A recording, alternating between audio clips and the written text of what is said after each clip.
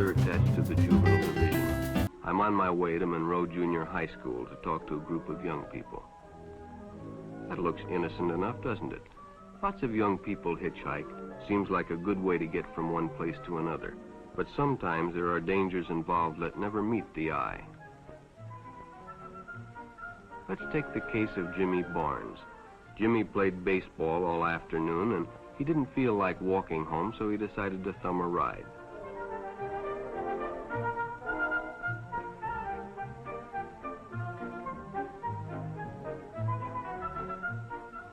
He'd done it 100 times before, and he didn't think anything was unusual when the driver struck up a friendly conversation. In fact, he seemed like a real nice guy. He asked Jimmy if he played baseball in the park often. Jimmy told him they practiced 3 times a week and played a rival group on Friday afternoon.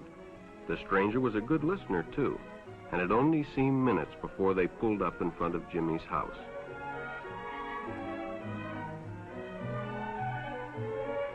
When Jimmy got out, the stranger gave him a friendly pat. Then he told him he'd see him again, as he always drove by the park on his way home.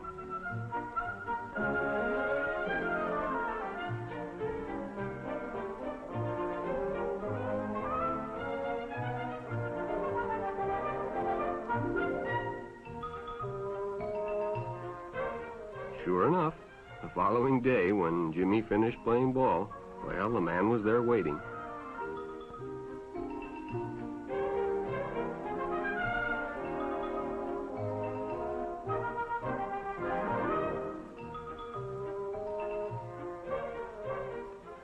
They stopped at a drive-in, and the stranger treated him to a Coke. During their conversation, he told several off-color jokes, but Jimmy had heard others before, and, well, it made him feel big to so easily win the confidence of an older person.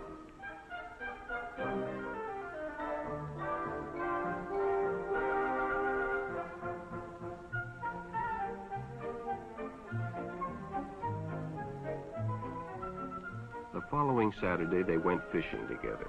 By now, they were using first names. Ralph said it was more friendly.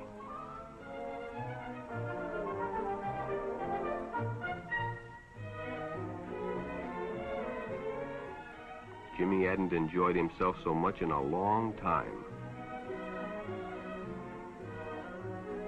Then during lunch, Ralph showed him some pornographic pictures. Jimmy knew he shouldn't be interested, but, well, he was curious. What Jimmy didn't know was that Ralph was sick, a sickness that was not visible like smallpox, but no less dangerous and contagious, a sickness of the mind. You see, Ralph was a homosexual, a person who demands an intimate relationship with members of their own sex. But by now, Jimmy felt a fondness for Ralph, and they continued to go places together. Ralph was generous and took Jimmy many interesting places and did many nice things for him. He bought presents and even gave him money, but payments were expected in return. You see, Jimmy hadn't recognized Ralph's approach soon enough. When Ralph first asked Jimmy to go fishing alone, he should have discussed it with his parents or teacher. Finally, Jimmy told his parents, and they reported it to the juvenile authorities. Ralph was arrested, and Jimmy was released on probation in the custody of his parents. But all homosexuals are not passive. Some resort to violence, as in the case of Mike Merritt.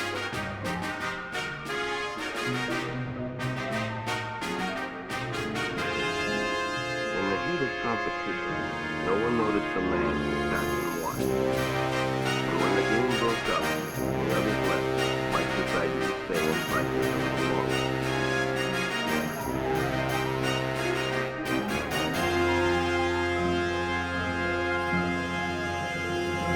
The stranger joined him. He was friendly and, well, it was better than playing alone. But after a few shots, Mike realized he had already overstayed his time and suggested he better leave. The stranger told him if he'd like to stay longer, he'd be glad to drive him home when they finished. Sounded great to Mike. Chance to play longer and get a ride home, too.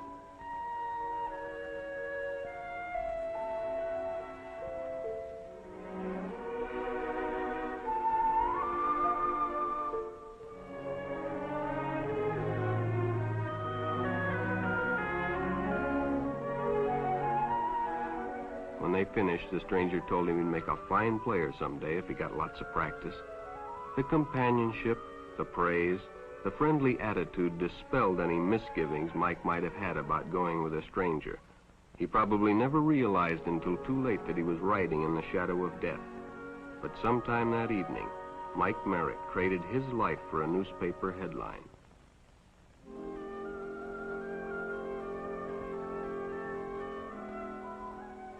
As Denny and Jerry got the papers ready for Jerry's afternoon delivery, they only casually noticed the two boys that raced by in the afternoon traffic, and they didn't pay much attention to the car that drew up shortly afterwards until the man called them over.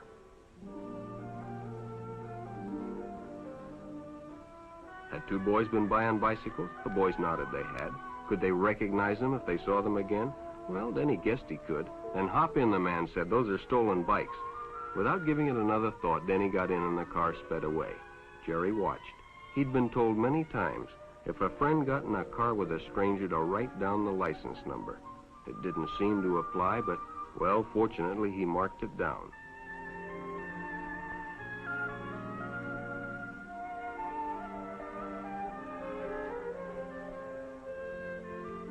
When he delivered a paper to Denny's house, he asked his mother if they'd caught the boys that had stolen the bicycles.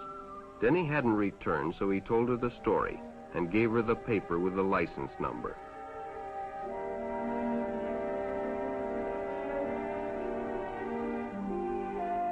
Being a careful parent, she decided to call the police. Jerry supplied the necessary information, and the stranger's car was quickly spotted. It was a good example of how important it is to always get the license number and description of any stranger who takes a young person off alone, no matter what they tell you.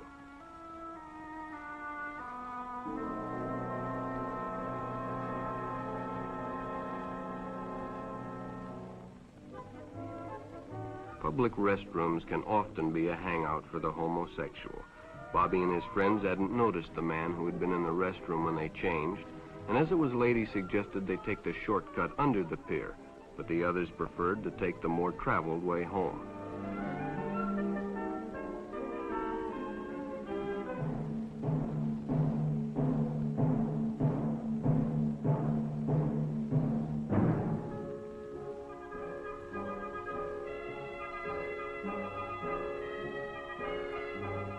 When Bobby recognized the stranger as the man in the restroom, the shortcut under the pier didn't seem like a good idea at all.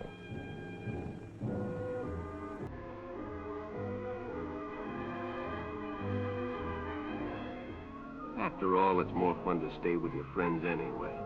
Bobby had made a wise decision. It may have saved his life.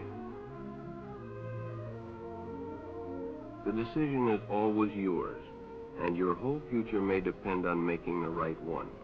So no matter where you meet a stranger, be careful if they are too friendly, if they try to win your confidence too quickly, and if they become overly personal. One never knows when the homosexual is about. He may appear normal, and it may be too late when you discover he is mentally ill. So keep with your group, and don't go off alone with strangers unless you have the permission of your parent or teacher.